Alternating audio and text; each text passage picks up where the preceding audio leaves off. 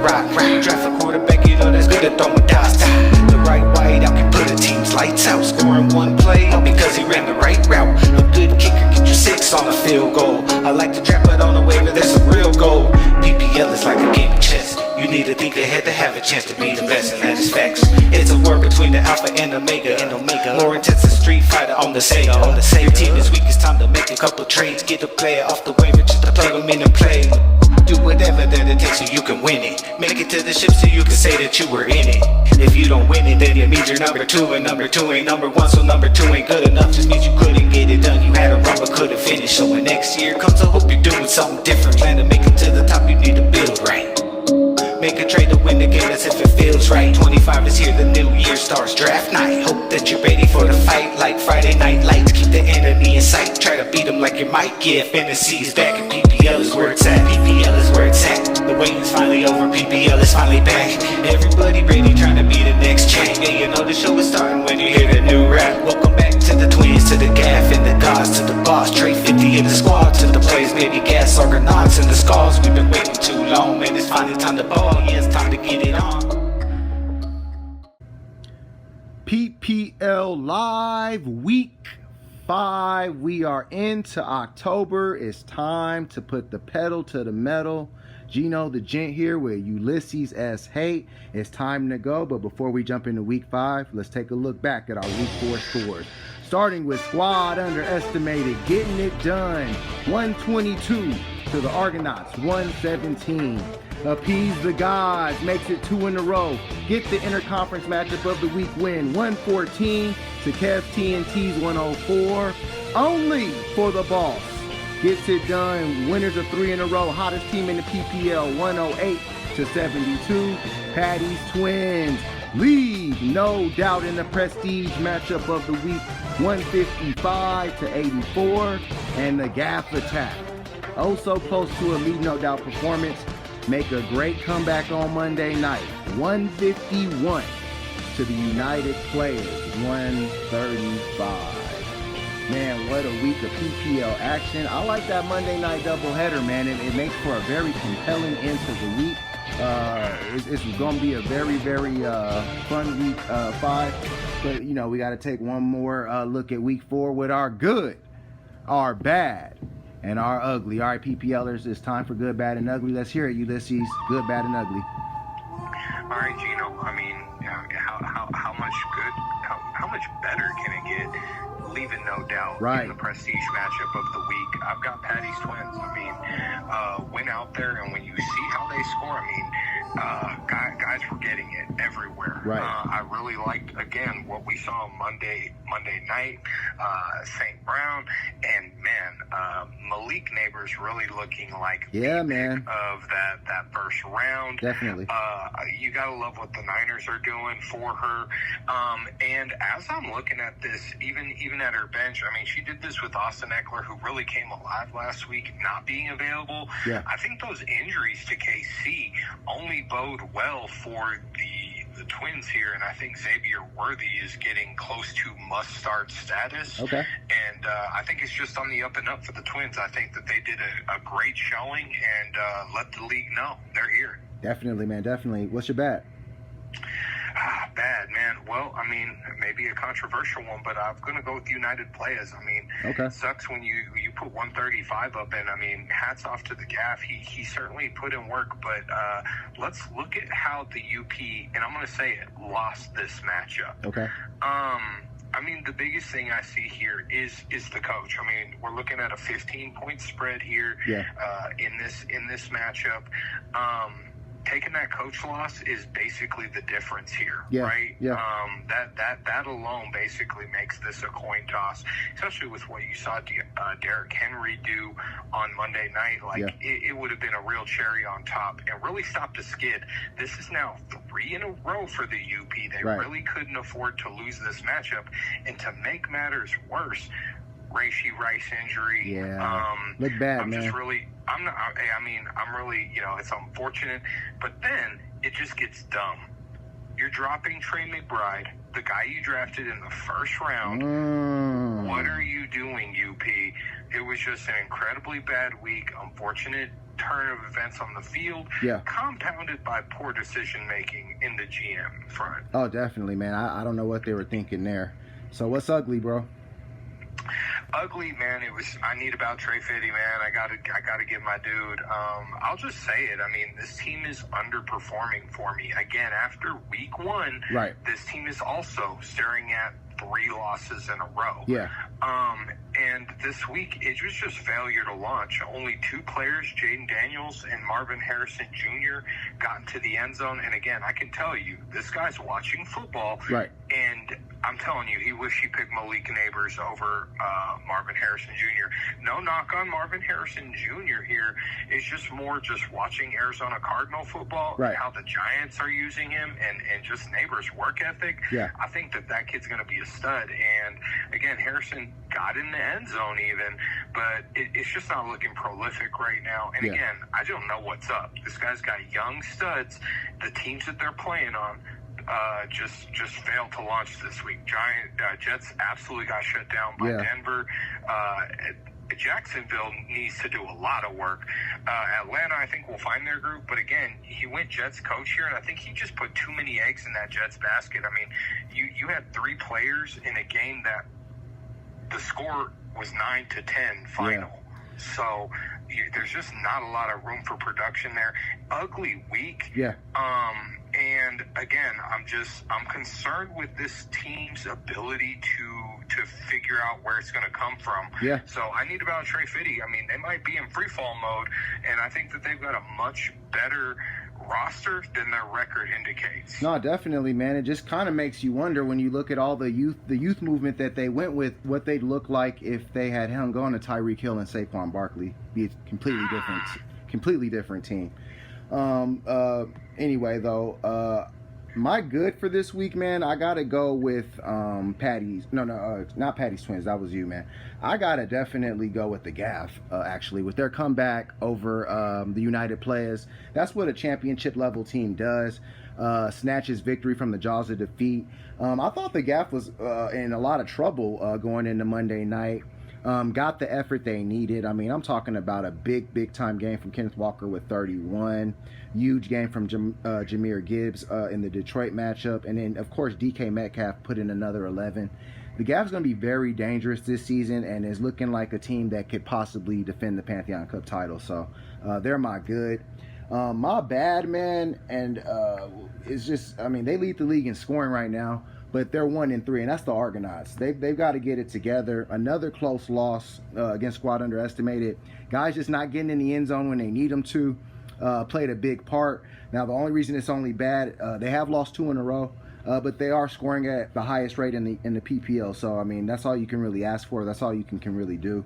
But they've got to start to string some wins together, or the season can get away from them. And my ugly is a team that it's like they're Jekyll and Hyde, man. They tease you every year and every week, and that's the Skulls, man. They go from a great comeback. Now, I know in that comeback they only scored 85, but in the prestige matchup of the week, your center stage, you got to put up more than an 84-point effort. Josh Allen getting shut down by that Baltimore defense really slowed the Skulls down. But, I mean, it was systemic, man, across the board. I mean, the only guys who really did anything of note were Aaron Jones and Jamar Chase and the coach. I mean, other than that, they really didn't get much production at all. This team's got to figure out where they can get supplementary points to have any chance of having a good season in that Omega Conference, which is looking tougher and tougher by the week. But as I always say, what's past is prologue. It's time to go. It's time to jump into week 5. And we start with a big matchup in the Alpha Conference. One team needs to put the pedal to the metal. The other team is hanging on to survive. We got a big matchup. I need about Trey Fiddy taking on Squad Underestimated. All right, man, big one here in the Alpha Conference. Squad going to 3-1 after hanging on against the Argonauts on Monday night. And Trey Fiddy, who is desperate for a win, whose scoring pace has gone down steadily every week, man. What do you think of this one, Squad, Trey Fiddy? Yeah, I mean, you look at this matchup and I expect this to be a very competitive game. I think that I need about Trey Fiddy should have the edge here. And I think think he's going to need to make a few moves. But I think, first of all, he's going to need a coach this week. Okay. Currently has the Jets. I don't think he's going to go that direction at Minnesota. But, you know, I think if he gets that move going, and I think the rest of the squad, I mean, again, it is what it is. Yeah. I think that this team has been underperforming scoring-wise and is looking for a bounce-back week. I honestly, looking at squad, just don't like the matchups this week. I think C.J. Stroud and company are going to face a Buffalo team who finally got hit back. Smarting, yeah. And again, that was a humbling loss from pretty much the first snap. It did not look like Buffalo was going to be able to do it. Alvin Kamara been the best back in the league. He's playing Steve Spagnuolo's defense has been just very stingy. And to compound matters, he's got Saquon Barkley on the bye. You know, Christian McCaffrey still on IR. Yeah. So he's definitely not at full strength here. I actually like Kareem Hunt. I don't like Tyreek Hill, man. I mean, we saw with where that offense is, they're going to struggle for production, and I think he's got a few different options. I mean, I think his coach and D are strong, but I think that I need about Trey Fiddy can get this one, and I think does. Okay. I think they get this 117 in a very close matchup to squads 116. I need about Trey Fiddy getting this by a point. Man, really close. I agree with you, man. I'm going with Trey Fiddy as well. Honestly, I mean, maybe they don't need a coach. I mean, they're projected to win this matchup without one. I mean, that's pretty impressive considering the fact that squad is bolstered by a 7.8 projection from their coach. When I look at this matchup, I don't know. I mean, I don't know how much I like Kamara or really Kareem Hunt in that matchup. It's not. I don't think it's a good matchup for either running back. You talked about C.J. Stroud's matchup. Isn't very good.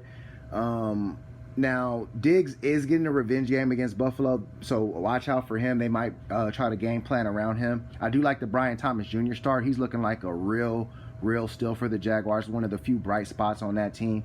But I'm not feeling Brock Bowers right now, especially with all the mess going on in Las Vegas. Now, on Trey Fiddy's side, Jaden Daniels is that dude. I mean, we're seeing it, and it's becoming more and more apparent by the week. This guy is poised. This guy's a great decision maker, and he knows that at any point his legs can get him out of trouble, and he's calm as a cucumber. He's really looking very good out there. I'm very impressed with what Jaden Daniels is bringing to the table. At this point, to me, he's the pick of the entire PPL draft. I think Jaden Daniels has a lot of long-term potential for Trey Fiddy. He's loving those Cardinals again, and they're at San Francisco. I don't really know about that. I do like the Drake London play. At the end of the day, it's a tougher game to call than maybe I thought at first when I looked at the squads team, because I'm not liking Trey Fiddy's matchups as much either. But at the end of the day, I think that squad's going to have a hard time generating points without Saquon in that lineup. I got Trey Fiddy getting by in this one. 112. The squad underestimated 106. And moving on to our next matchup, we go into the Omega Conference for a big one. Big one for the Twins, trying to get the momentum going. They go up against the United Players, the Destroyers. All right, man, Patty's Twins, UP, big one here. Twins looking to try to get into gap out mode. They're at 3-1, very impressive. United Players, the Destroyers, of course, are in free fall, losers of 3 straight. Two teams going in totally opposite directions, man. What do you think, UP Twins? Yeah, this is my lock of the week for the Twins. Even with Alliance coach by, I don't think she budges on that. Jonathan Taylor and Malik Neighbors banged up last week. Neighbors, I mean, again, they look like they're going to put the wheels off that kid. Yeah. But I think it looks like he is trending towards starting. I think the Twins showed last week their scoring potential. This week, they're getting Keenan Allen back into the lineup. Okay. They're getting Xavier Worthy into the lineup. I really like the 49ers D. This has scoring potential all over it. When I look at the other side, again, the Destroyers, victims of a lot of really crucial injuries. I mean, now we're looking at Hollywood Brown, Isaiah Pacheco, and Rashee Rice out with injuries. He doesn't have DeAndre Hopkins or Calvin Ridley. Right. which means he's thin. And to make matters worse, again, I'm not going to forget this Trey McBride move. It was your number one pick in the draft, and you've dropped him before week 5. I absolutely do not understand it. With a 10-point projection, man. Again, I think it's going to come back to bite him here. Gesicki is not the guy. So I just look at, again, the Buccaneers, I think, again, they're either going to dominate that game or it's going to be really tight. The thing I don't like about the UP here is I think the Steelers coach lets them up short again. I mean, lost last week, and again, Dallas is going to be hungry for a win, and I think that they're actually going to get one against the Steelers. And so I just think that the Twins are going to, like I said, this is lock of the week for me, and I think they handle this one comfortably. I've got the Twins going 122 to the UP's 94. All right, I'm with you, man. I'm going Patty's Twins all the way. Like Brock Purdy's matchup, love Jonathan Taylor's matchup, love Jordan Mason's matchup. Keenan Allen has a decent matchup. Malik Neighbors, man, he's trying to be that rookie of the year. He's got a silent bet going with Jaden Daniels. Now it does favor QBs, but Malik's showing that he's that dude, and that high projection reflects that. On the UP side, I mean, they got Rashee Rice still in the lineup, bro. He's not playing. There's nothing you can do to bring him back. The Trey McBride thing was a big time head scratcher. He was a guy that was projected for a 10-point output. Don't know why you dropped that. I do like the Jaden Reed play, but at the end of the day, it's just not a lot to like. Pittsburgh's in a coin flip game with Dallas. Sam Darnold against that Jets defense in another time zone. I think this may be the first game that we might see some struggles from Sam. I do like Derrick Henry, and DeAndre Swift did show up. That was a big part of their production. DeAndre catching a lot of screens, and the Bears finally committing to that running game, which helped their whole team's chemistry and production. At the end of the day, though, too many good players on the other side. I like the Jake Ferguson play at tight end against the Steelers, and Xavier Worthy getting in that lineup could be fireworks. I got Patty's Twins in a big win, 121 to the UP's 99. And moving on to our next matchup, we go into a crucial matchup in the Alpha Conference. We playing Survivor already with a surprise team in the Survivor situation. We got the Argonauts taking on Kev's TNT. All right, man, big one here. The Argonauts, losers of 2 in a row. Kev's TNT, losers of 3 of the last 4. Obviously, their first win was that huge Monday night comeback against Squad. What do you think of this one? Argonauts need to get on track, but Kev's TNT also needs this win to stay alive. You got the TNT against the Argo. Yeah, I mean, the Argo are a true head-scratcher at this point in the season. I mean, when you look at their record, 1-3, I mean, you couldn't tell me that at that same time they are the top-scoring team in the league by more than about 50 points. Okay. So, again, very anomalous start to the season. Losers of 2 straight. I think that they have a leave no doubt performance this week. I like it up and down. I said it earlier. I think that Dak and company have a big bounce back game against Pittsburgh. I think that Buffalo does the same against Houston. And if I'm Miami and again, I'm evaluating my season. Yeah. Health of Tua, how we've played the last 2 games. I'm looking at a guy like A-Chain and saying, man, you're gonna have to shoulder the load. Right. And I mean, there was a few points last week, Gino, where again, if they made a few different calls, I mean, this guy's winning the day. Yeah. So I think when I look at Justin Jefferson and what Minnesota's been able to do, Chris Godwin has been getting fed by Baker Mayfield. He's got it everywhere. I mean, the kind of one, is Christian Kirk. And, I mean, I don't think it's a bad flex start, especially going into this week. I mean, obviously you don't have Cooper Kupp, so I think it's highly a good play. Yeah. When I look at the other side, Kevin's top TNT, I'm just not liking some of the plays. I think that, again, I'd probably go Matthew Stafford at this point. I don't think I like Joe Burrow against Baltimore. Okay. And I think, honestly, if I'm this owner right now, I'm looking at some of the guys that I got. I'm looking at a Nico Collins. I'm looking at, hell, even up at, I'm probably looking at Nico Collins and saying, who can I trade out there and get 2 keeper-level guys so that I can start looking towards next season and really bolstering this lineup? Already. I think he's just at that point. And so I've got the Argos winning this one. Kev's TNT, he needs to go out and find a coach, but I've got the Argos, again, leave no doubt performance. I've got them going 141, and I'm going to go Kevin's TNT 112. All right, man. I agree. I think the Argonauts are going to win. I got them going into this matchup. I like the Geno Smith pickup, man. I don't know if they're going to go there, but it wouldn't be a bad play against the New York Giants just because the Cowboys are in Pittsburgh. If it was in Dallas, I would totally be on board with you, feeling like they would have a good bounce back game. But games in Pittsburgh can get a little sloppy, and Dak can be a little loose with the ball in those environments. I think that Achane needs to bounce back, and they need to figure out some kind of a game plan in Miami because it looks really bad there right now. Justin Jefferson is going to draw Sauce Gardner, so that's going to be a very tough matchup for him. But I do like Chris Godwin to start the thing off. But on the other side, KFC&T's got Mike Evans. So, I mean, some things can go their way. I do like I actually like Joe Burrow against Baltimore. Baltimore's defense has looked good the last couple of weeks, but in divisional matchups, the other quarterbacks tend to give Baltimore a tougher time than even, better quarterbacks that are outside of that division.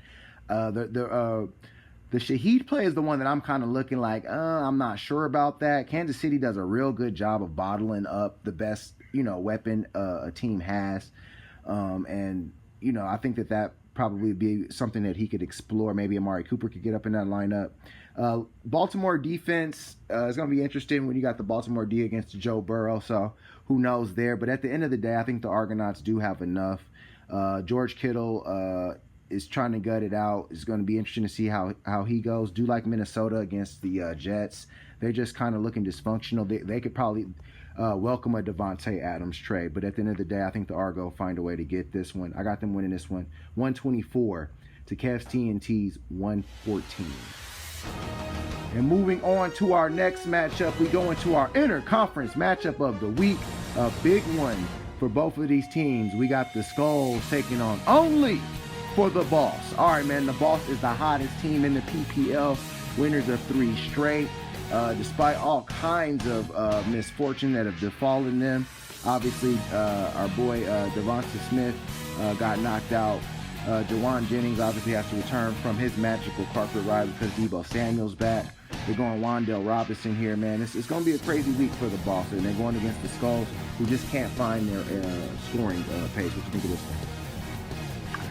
Yeah, I mean, I really liked what the Boss has done so far. I mean, again, if you would have told me what they would have been dealing with and said, do you think they'd be 3-1? I don't think I would have. Okay. I think that how things have shaken out, though. I mean, Patrick Mahomes and Kelsey, I mean, are really ripe to really, re-exploit that connection, right? Okay. Yeah. Especially with all the injuries. I think if they're going to be the team that's going to need to push, it's going to have to be more than the defense at this point. And so I think they're totally capable. They've played in like every game they've played in has been very close, contentious. So if you're in that position, you have to bet on this team to perform.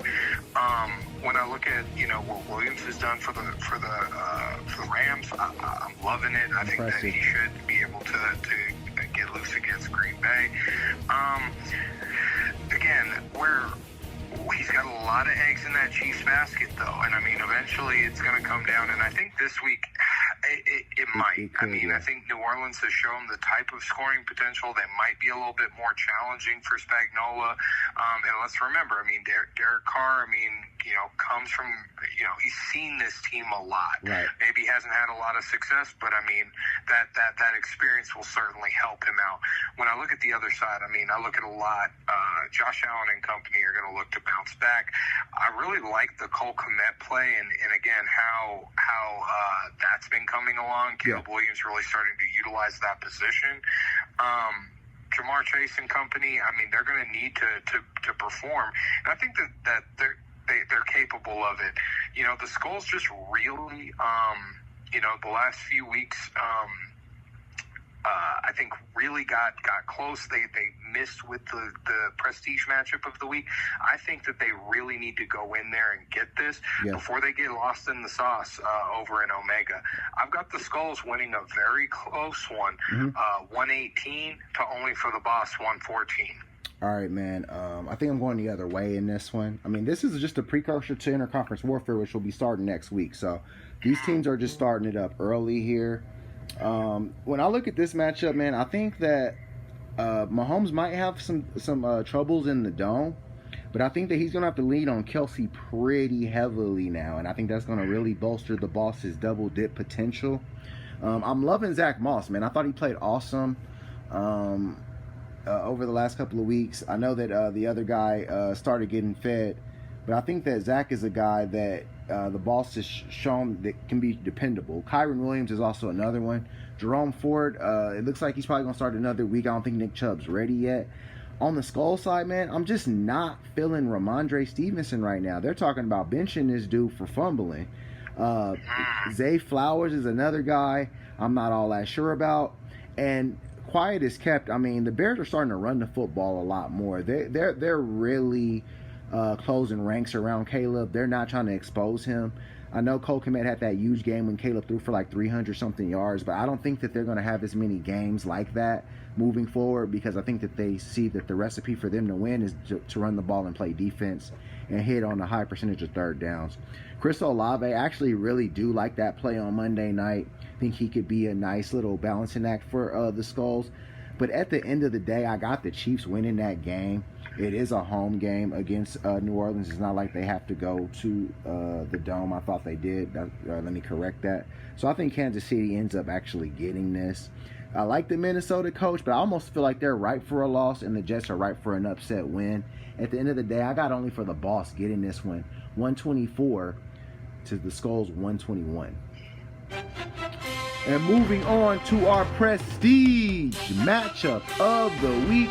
Big win in Omega. Huge win before interconference warfare starts. Somebody can make a big time statement. We got the GAFF attack taking on Appease the Gods. All right, man. Big win in the prestige matchup of the week. Way to close out Omega Conference play. ATG coming in winners of 2 straight, and the GAFF coming in bouncing back with that huge comeback victory. What you think of this one? Big one. GAFF attack, Appease the Gods. Yeah, I mean, GAFF Attack's been one of the better scoring teams throughout the early going of the season, and I think that he is going to be impacted this week with some buys, right? Okay. I mean, with Philly, he's not going to have Jalen Hurts or AJ Brown. Good or bad thing, we can debate. Yeah. Both teams are going to be without their kind of running backs. Jahmyr Gibbs really got it together as of late. David Montgomery's just been a workhorse for ATG. Right.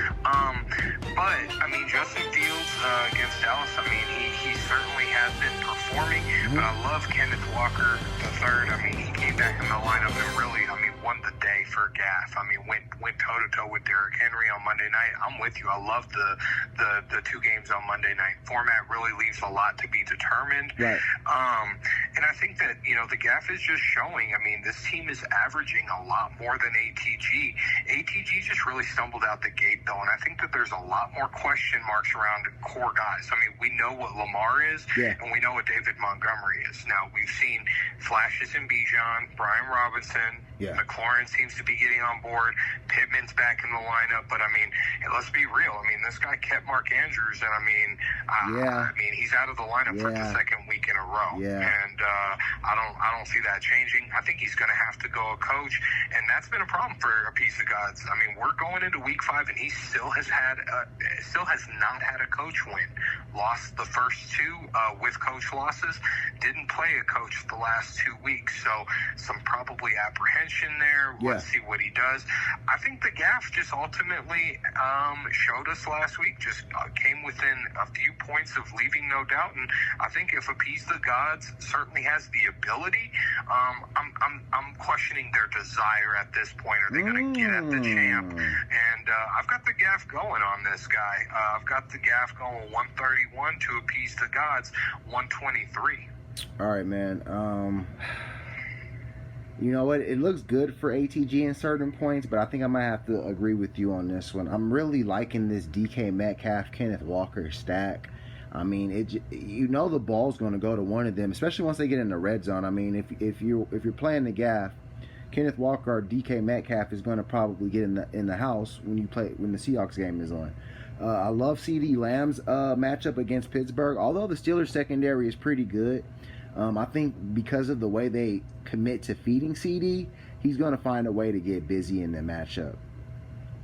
Javonte Williams, I mean, he's looking like, I don't know. I'm kind of underwhelmed actually by that play, as I am with the Justin Fields play. When I look at ATG though, Lamar Jackson, Bijan Robinson, Brian Robinson Jr. These are all guys that I think can have good games.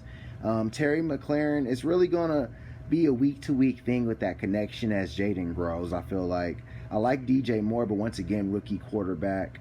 And Michael Pittman. I mean, I hope Michael Pittman better be praying to whatever God he believes in that Joe Flacco starts this week, because with Anthony Richardson, the offense just looks very disjointed. Love the Denver defensive play, but at the end of the day, ATG's apprehensive about a coach because it's burned him so many times, and I think it might burn him again, the lack of not having one. I've got the GAFF attack thanks to that Seattle coach actually getting this win, 131 to ATG's 118. Alrighty, PPLers, thanks for another great week of PPL Live. Hope you guys enjoyed. Like, subscribe, comment. Good luck. Have a good weekend. See you in week 6, and may the odds be ever in your favor.